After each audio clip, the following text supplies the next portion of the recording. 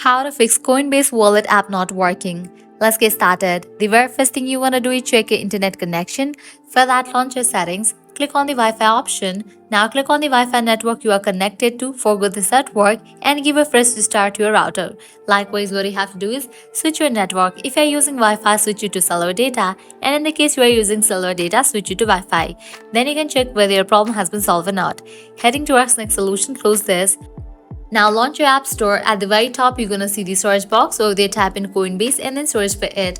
With that, app will appear. Now at the right corner of it, you're gonna see the option of open or update. If you find the option of update over here, just click on it and update the app to its latest version. Then you can check whether your problem has been solved or not. Heading towards next solution, close this. Launch your settings.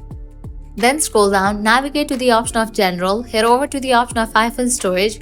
Make sure you have enough storage in your device. Then head over to the app Coinbase, open it, click on a float app, click on a float app. A floating app clears cache for the app. Now click on reinstall app.